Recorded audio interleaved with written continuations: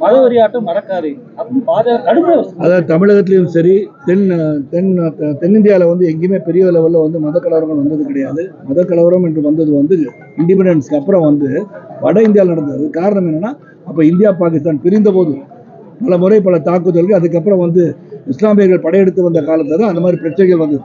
அந்த மாதிரி எந்த இடத்துல ஒரு மத கலவரம் யாரும் பார்த்தது கிடையாது. சும்மா இல்லாத ஒன்று இருக்குன்னு சொல்லி பயமுறுத்தி மக்களை திசை திருப்ப பார்க்கின்ற முயற்சி தான். அதே போல வந்து மத்திய அரசு எந்த திட்டங்களுமே கொடுக்காம முட்டுக்கட்டை போட்டு அந்த வேக தடைகளும் தாண்டி நம்பர் 1 மாநிலமா தமிழகத்தை எந்த திட்டத்துக்கு முட்டுக்கட்டை போட்டாங்கன்னு சொல்லணுங்க. தெளிவா பேசினா தெளிவா பதில் சொல்லலாம். எந்த திட்டத்துக்கு இப்ப 100 நாள் 125 நாள் போனா அதுக்கும் போராட்டம் நடத்துறாங்க. அது என்ன சொல்லியிருக்காங்க, எந்த இடத்துல பணி நடக்க வேண்டுமோ அந்த இடத்துல பணி நடப்பதை நாங்கள் கண்காணித்து அந்த பணியை நடப்பதற்கு ஏதுவாக நிதி வழங்குகிறோம் சொல்றாங்க. அதுல 60-40 சொல்லியிருக்கிறாங்க. என்ன தவறாக சொல்றாங்க? சொன்னதை ஏற்றுக்கொண்டு செயல்படுத்தினால், அதை சிறப்பாக செயல்படுத்தினால் மாநிலம் சிறப்பாக இருக்கும். நீதிபதி என்ன சொல்லியிருக்காரு வந்து அதுக்கு பதில் சொல்ல வேண்டிய கடமை வந்து தமிழக அரசு. அவருக்கு சவுக்கு சங்கர் குற்றச்சாட்டு வச்சு வந்து இது பண்ணாங்க, அந்த வீடை படைச்சு உள்ள போய் அரெஸ்ட் பண்ணாங்க, அதெல்லாம் எனக்கு தெரியும். ஆனால் அவர் கொடுத்ததை வந்து அவங்க வந்து பதில் வந்து அதுக்கு சரியான பதில் அவங்க கொடுக்கும். செய்த காரியம் தவறு என்று சுட்டி காட்டும் போது நீங்கள் எதற்காக செய்தீர்கள் என்று அந்த கருத்தை வந்து நீதிமன்றத்தில் பதிவு செய்ய வேண்டும். நீங்க அதை நிரூபிங்க. அவர் அங்கே போய் அரெஸ்ட் பண்ணி வச்சோன்னா கோர்ட்டில் வந்து இந்த மாதிரி சொல்லும் போது அதுக்கு நீங்க பதில் சொல்லுங்க. நாங்கள் உண்மையாக தான் பண்ணியிருக்கோம், நாங்கள் அவர் தவறாக தான் பதிவெல்லாம் சொல்றாருன்னு சொல்லுங்க. Prove your self Innocent and what is saying is untruth அப்படின்னு சொல்லுங்க. தென்காசி தொகுதியில் மறுபடியும் நான் நிற்கிறேனா இல்லையான்னு வந்து தலைமை எடுக்க வேண்டிய முடிவு. அப்புறம் நான் நிற்கிறேனா இல்லையானு நான் ஒரு முடிவு எடுக்கணும். அதனால் 2 மாதத்துக்கு பிறகு நான் சொல்றேன். சார், விஜயனுடைய அரசியல் பிரவேசம் உங்களை போன்ற ஒரு நடிகர் தான், அவருக்கு அதிகப்படியான கூட்டங்கள் வருவதை வச்சு அவருடைய எதிர்காலம் எப்படி சார்? ஏன்னா எனக்குன்னு ஒரே கஸ்டமர் 1996ஆம் ஆண்டு வந்து இந்த மாதிரி மொபைல் ஃபோன்ஸ்லாம் அதிகமாக கிடையாது. அப்போ எனக்கு வந்து கூட்டத்தெல்லாம் நீங்கள் பார்க்கறதுக்கான வாய்ப்பு பலருக்கும் கிடைத்திருக்காது. அபரீதமான கூட்டங்கள் வந்திருக்கு. அதுக்கு பிறகு பலமுறை பல பிரச்சாரங்கள் வந்து நான் சேர்ந்து இயக்கத்திற்காக பிரச்சாரம் செய்யும் போதும் அதை விட பிரம்மாண்டமான கூட்டத்தை பார்த்திருக்கின்றேன். ஆனால் கூட்டங்கள் வருவதெல்லாம் வாக்காக மாறியிருந்தால் ஒவ்வொரு முறையும் நான் பிரச்சாரம் செய்த கட்சி தான் வெற்றி பெற்றிருக்க வேண்டும். அப்படிலாம் நடக்கல. So crowd will come. யாரு வேணாலும் வரும். நாளைக்கு ரஜினி சார் போனால் இதோட பெரிய கூட்டம் வரும், அஜித்குமார் போனால் அதோட பெரிய கூட்டம் வரும். கூட்டம் வரதான் செய்யும். நடிகரை வந்து தெருவிலை பார்க்காதவர்கள், நான் வந்து அடிக்கடி போறேன், என்னைக்கே பார்க்க இவ்வளவு பெரிய கூட்டம் வந்துச்சுன்னா என்றுமே மக்களை சந்திக்காதவர்கள் செல்லும் போது எவ்வளவு பெரிய கூட்டம் வரும். அது கூட்டம் வருது நியாயம் தானே. அது கூட்டம் வராட்டி தான் அவர் கவலைப்படணும். அந்த கட்சியில வந்து பொறுப்புகளை வாங்குவதற்காக கடுமையான ஒரு போட்டியும் நிலவுது. அது வந்து எதிர்காலம் அது வந்து அந்த கட்சியில் இருக்கிறவங்க கேட்கணும். இதுக்கு எனக்கு சம்மந்தம் இல்லை. அந்த கட்சியில் போட்டி நடக்கல. அஜிதா பிரச்சனை என்ன சார் நினைக்கிறீங்க? இதெல்லாம் எனக்கு பதில் சொன்ன அவசியம். ஒவ்வொருத்தரையும் வந்து தேர்தல் காலத்தில் வரும்போது ஒவ்வொருத்தரும் பி டீம் ஆயிடுவாங்க, சி டீம் ஆயிடுவாங்க, டி டீம் ஆயிடுவாங்க. என்ன டீம்ன்றது வந்து சரியாக கூட்டணி அமைந்த பிறகு யார் டீம்னு தெரியும். அப்போ வந்து நம்ம அதை பத்தி பேசுவோம். விஜய் கூட்டணிக்கு வர்றதுக்கு வாய்ப்பு இருக்கு. யாரு விஜய் வந்து எந்த கூட்டணிக்கு வர வாய்ப்பு இருக்கு அப்படின்னு யார் சொன்னா? வாய்ப்பு இருக்குதா? அவர் தான் முதலமைச்சர் ஆகணும்னு புதுக்குள்ளே சொல்லிட்டாருங்க. அப்புறம் மற்றவங்களாம் இவருக்கு வந்து கீழே இருப்பாங்களா? எப்படி இருப்பாங்க?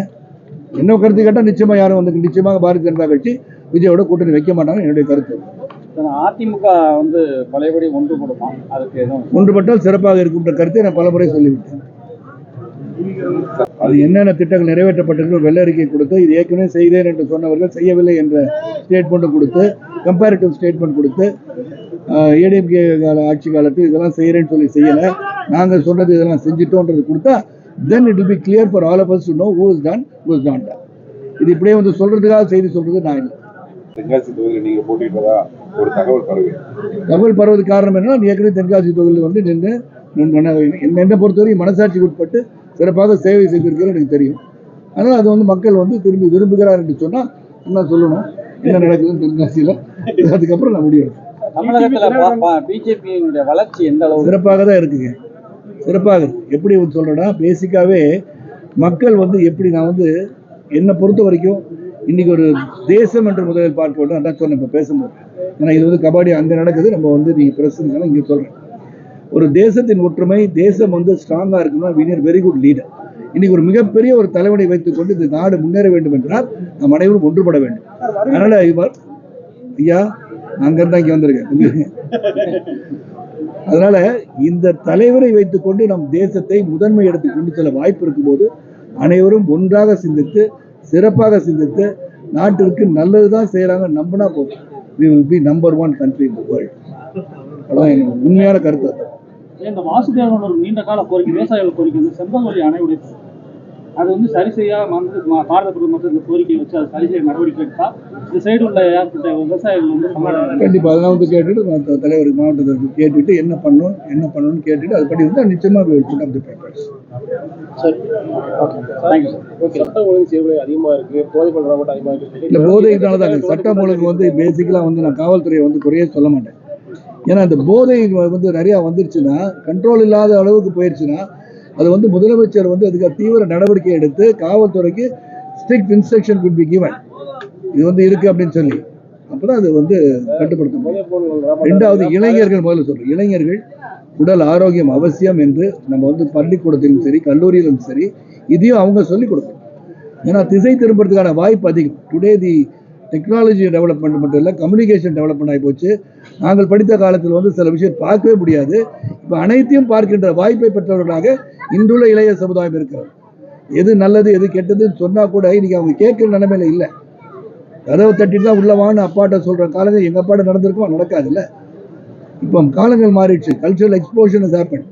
ஸோ நம்ம எப்படி கொண்டு போகணும், இளைஞரை வழிநடத்துவதற்கு சிந்தித்து செயல்பட வேண்டும். ஆனால் இந்த போதை கலாச்சாரத்தை வந்து யாரையோடு வேற இருக்க வேண்டும் என்று சொன்னால் ஸ்ட்ரிக்டர் லாஸ்